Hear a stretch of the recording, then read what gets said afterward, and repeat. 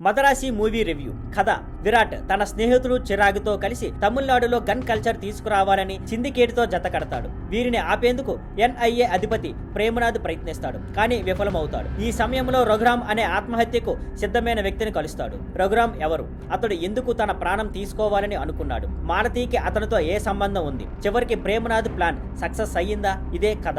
Plus points: హీరోకి ప్రత్యేకమైన character design ఇచ్చారు. శివకార్తికేయన్ తన పెర్ఫార్మెన్స్ తో ఆకట్టుకున్నాడు. మొదటి భాగంలో హీరో బ్యాక్ స్టోరీ బాగా న్యాయపరిచింది.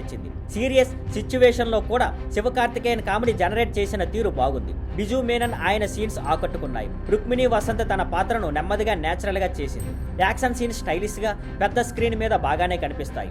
గన్ కల్చర్ దుష్ప్రభావాలపై సామాజిక సందేశం ఇవ్వాలన్న మురుగదాస్ ప్రయత్నం అభినందనీయం. మైనస్ పాయింట్స్: ఆసక్తికరమైన కథ ఉన్నప్పటికీ స్క్రీన్ ప్లే సరిగ్గా రాయలేకపోయారు. గజనీ తుపాకీ గుర్తు తెప్పించిన అదే మ్యాజిక్ ఇవ్వలేకపోయింది. యాక్షన్ బ్లాక్స్ కు బిల్డప్ లేకపోవడంతో ఎఫెక్ట్ తగ్గింది. రెండో భాగం ప్రెడిక్టబుల్ గా మారి కథ ముందుకు వెళ్లడం లేదన్న ఫీలింగ్ ఇస్తుంది. రిపిటేటివ్ సీన్స్, లెంగ్త్ ఎక్కువగా అనిపిస్తుంది. కట్ చేయాల్సిన సీన్స్ వదిలేశారు. విలన్ గా విద్యుత్ పాత్ర రొటీన్ గా అనిపించింది. లవ్ స్టోరీలో స్పార్క్ లేకపోవడం, మొదటి భాగంలో పాటలు ఎక్కువ కావడం మైనస్. ముఖ్యంగా సినిమా టైటిల్ మదరాసికి న్యాయం చేయలేకపోయారు. టెక్నికల్ విభాగం: అనిరుద్ధ్ సంగీతం నిరాశపరిచింది. గుర్తించుకునే సాంగ్స్ లేదా బీజిఎం లేవు. సినిమాటోగ్రాఫర్ సుదీప్ ఎలామో యాక్షన్ సీన్స్ బాగా తీశారు. ఎడిటింగ్ మాత్రం బలహీనంగా ఉంది. రెండో భాగంలో మరింత జాగ్రత్త అవసరం ఉంది.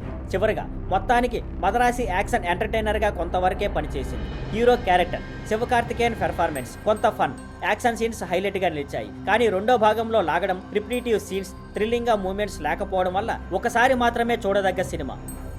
Thank you for watching. Please like, share and subscribe.